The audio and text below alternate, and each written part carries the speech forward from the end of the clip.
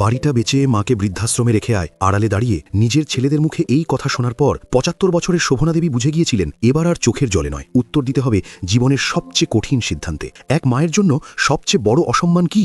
যখন তার নিজের সন্তানেরা তাকে বোঝা ভেবে ছুঁড়ে ফেলতে চায়। কিন্তু এই মা দুর্বল ছিলেন না, তিনি ছিলেন এক আগ্নেয়গিরি যার বিস্ফোরণ বাকি ছিল। চন্দননগরের স্ট্র্যান্ড রোড থেকে সামান্য ভেতরে এক পুরনো দোতলা বাড়ি। ওটা শুধু ইট সিমেন্টের একটা কাঠামো ছিল না, ছিল একটা আশ্রয়, একটা ভালোবাসা দিয়ে গড়া নীড়। প্রয়াত অরুণাংশু সেন আর তার স্ত্রী শোভনা দেবীর সারা জীবনের পরিশ্রমে গড়ে ওঠা এক স্বপ্ন। স্কুল মাস্টারের সামান্য মাইনে থেকে পয়সা বাঁচিয়ে আর নিজের শখের গয়না বিক্রি করে শোভনা দেবী এই বাড়ির প্রতিটি ইঁট গেঁথেছিলেন।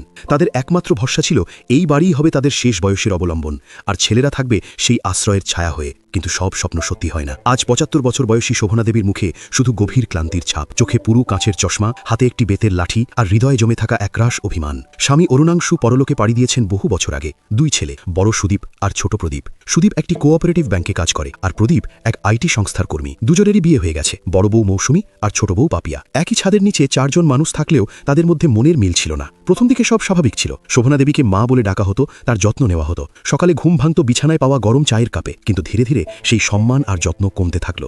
মা ডাকটা যেন একটা অভ্যেসে পরিণত হলো। বিছানায় চা আসা তো দূরের কথা, একদিন শুনতে হলো, মা নিজের চাটা বানিয়ে নিতে পারবেন না? আমাদেরও তো অফিস আছে। মাস ৬ পর রান্নাঘরের দরজাও যেন তার জন্য বন্ধ হতে শুরু করলো। এক কনকনে পৌষ মাসের সকাল, ঘড়িতে তখন ৯টা বাজে। রান্নাঘর থেকে গরম লুচি আর আলুর দমের সুগন্ধে সারা বাড়ি ভরে গেছে।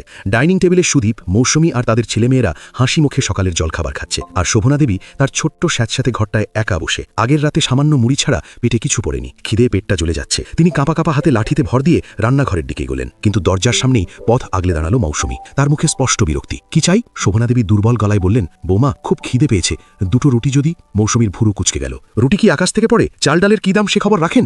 যখন তখন শুধু খাবার পায় না। কথাগুলো বুলেটের মতো বিঁধল। মৌসুমী রান্নাঘর থেকে একটা স্টিলের প্লেটে 2টো ঠান্ডা শুকনো রুটি আর 1 কাপ লাল চা এনে তার হাতে ধরিয়ে দিল। নিন, এটাই এখন আছে। শোভনা দেবী কোনো প্রতিবাদ করলেন না। তিনি জানতেন কথা বাড়ালে অপমান বাড়বে। চুপচাপ নিজের ঘরে ফিরে এলেন। বাইরে তখন তার নাতি নাতনিরা নতুন ভিডিও গেম নিয়ে আলোচনা করছে, আর ভেতরে এক মা শুকনো রুটি জলে ভিজিয়ে খাওয়ার চেষ্টা করছেন। শোভনা দেবীর বহুদিনের উচ্চ রক্তচাপের সমস্যা।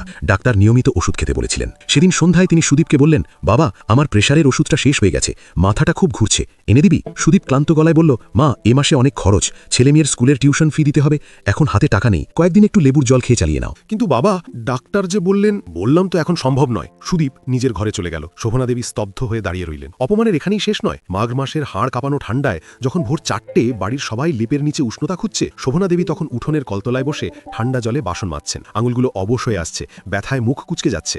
এমন সময় বারান্দায় গরম কফির কাপ হাতে এসে দাঁড়ালো ছোট বউ পাপিয়া। মা বাসনগুলো ভালোভাবে মাজবেন, কাল প্লেটে হলুদের দাগ ছিল, আর হ্যাঁ এরপর কাপড়গুলোও কেচে দেবেন, ওয়াশিং মেশিনটা কদিন ধরে খারাপ। শোভনা দেবী কিছু বলতে পারলেন না। পাপিয়া তাচ্ছিল্যের সুরে যোগ করল, হাতে এত কষ্ট হলে খাওয়াটা একটু কমালেই তো পারেন।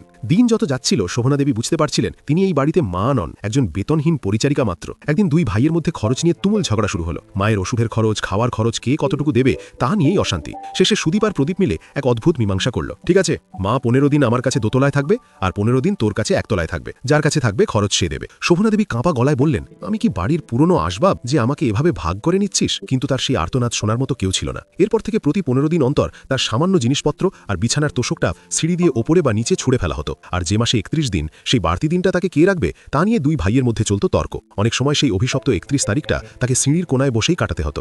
এক রাতে তার গায়ে কাঁপুনি দিয়ে জ্বর এলো। এরই মধ্যে পাপিয়া এসে হুকুম দিল, যান বসার ঘরের মেঝেটা মুছে দিন, নোংরা হয়ে আছে। জ্বরের ঘরে শোভনা দেবীর শরীর টলছিল। মুছতে গিয়ে তিনি ভারসাম্য হারিয়ে পড়ে গেলেন। কপালে চোট লাগলো, রক্ত ঝরতে শুরু করলো। পাপিয়া ছুটে এলো, কিন্তু মায়ের জন্য নয়। তার চিন্তা ছিল দামি পার্সিয়ান কার্পেটটা রক্তে নষ্ট হয়ে যাবে। সে ডাক্তার না ডেকে শোভনা দেবীকে একরকম হিঁচড়ে টেনে বারান্দায় ফেলে রাখলো। সেই রাতে ঠান্ডা হাওয়ায় বারান্দায় পড়ে থেকে শোভনা দেবী প্রথমবার বুঝলেন তিনি এই বাড়িতে শুধুই একটা বোঝা। কয়েকদিন পরের ঘটনা। এক সন্ধ্যায় শোভনা দেবী ছাদে কাপড় তুলতে গিয়েছিলেন। সেখানে আবছা অন্ধকারে 2 ভাইকে সিগারেট টানতে দেখলেন। সুদীপ বলছিল, আর পারা যাচ্ছে না, এই বোঝা কতদিন টানবো, চল বাড়িটা বেচে দিই, 1.5 কোটি তো আরামসে উঠবে, মাকে ব্যারাকপুরের কোনো বৃদ্ধাশ্রমে রেখে আসবো। প্রদীপ হেসে সায় দিল, দারুণ বুদ্ধি, ওখানে থাকা খাওয়া সব ফ্রি, আমাদেরও মাসে মাসে খরচ বাঁচবে। সিঁড়ির আড়ালে দাঁড়িয়ে থাকা শোভনা দেবীর হাত থেকে কাপড়গুলো খসে পড়ল। তার দম বন্ধ হয়ে এলো। পৃথিবীটা যেন পায়ের তলা থেকে সরে যাচ্ছে। যে সন্তানের জন্য তিনি নিজের সবকিছু উৎসর্গ করলেন, তারাই আজ তার থাকার জায়গার সওদা করছে। সেই রাতে শোভনা দেবী আর কাঁদলেন না। তার ভেতরটা যেন পাথর হয়ে গিয়েছিল। তিনি নিজের পুরনো স্টিলের ট্রাঙ্কটা খুললেন, ভেতর থেকে বের করলেন একটা নীল ফাইল। তার স্বামী মৃত্যুর আগে বলেছিলেন, এই ফাইলটা সাবধানে রেখো, খুব প্রয়োজন না হলে কাউকে দেখিও না। চোখের জল মুছে শোভনা দেবী ফিস ফিস করে বললেন, সেই প্রয়োজন এখন এসে গেছে। এই কথাগুলো বলার সময় তার গলা কাঁপেনি, বরং বহু বছর ধরে অপমান সইতে থাকা এক মায়ের ভেতরে যেন এক নতুন সত্তার জন্ম হল। ঘরের টিমটিমে আলোয় তিনি ফাইলটা খুললেন। ভেতরে ঝকঝকে সব আসল কাগজপত্র, বাড়ির মূল দলিল, উইল আর স্বামীর সই করা এমন কিছু নথি যা প্রমাণ করে চন্দননগরের এই বিশাল বাড়ির একমাত্র মালকিন তিনি, শ্রীমতী শোভনা সেন। পরদিন সকালে বাড়িতে রোজকার মতোই ব্যস্ততা, কিন্তু শোভনা দেবীর ভেতরে একটা শীতল সিদ্ধান্ত দৃঢ় হয়ে উঠেছিল।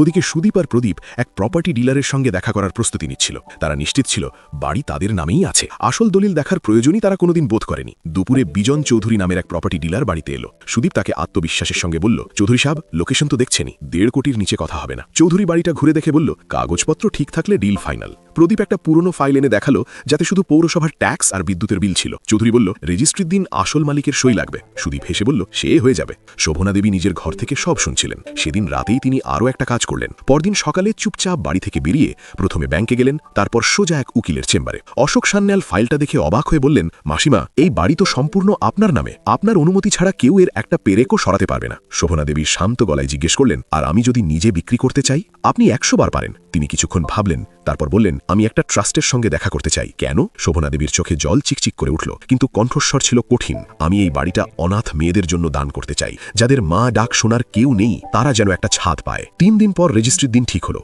বাড়িতে উৎসবের পরিবেশ। বিজন চৌধুরী আর ক্রেতার উকিল এসে হাজির। টেবিলে মিষ্টি সাজানো, সুদীপের হাতে 3 লক্ষ টাকার অ্যাডভান্সের চেক। অশোক সান্যালও এলেন, তবে শোভনা দেবীর ডাকে। চৌধুরী বলল, এবার আসল মালিক সইটা করে দিন। সুদীপ যেই পেন তুললে, পেছন থেকে একটা শান্ত কিন্তু দৃঢ় কণ্ঠ ভেসে এলো, থামো। সবাই ঘুরে দেখল, সিঁড়ি দিয়ে নামছেন শোভনা দেবী।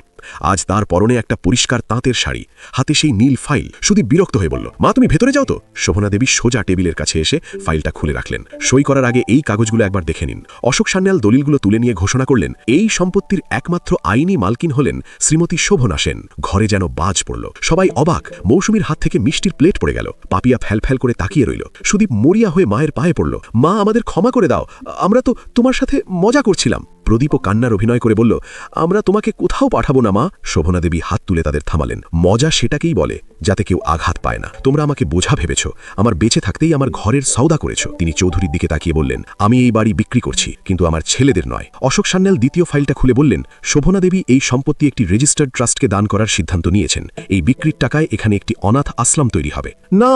প্রদীপ চিৎকার করে উঠল। শোভনা দেবী স্থির চোখে তার দিকে তাকালেন।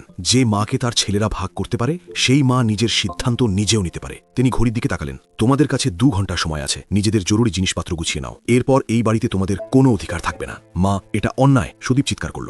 অন্যায় সেদিন হয়েছিল, যেদিন তোমরা আমাকে ভাগ করেছিলে। শোভনা দেবীর শান্ত উত্তর।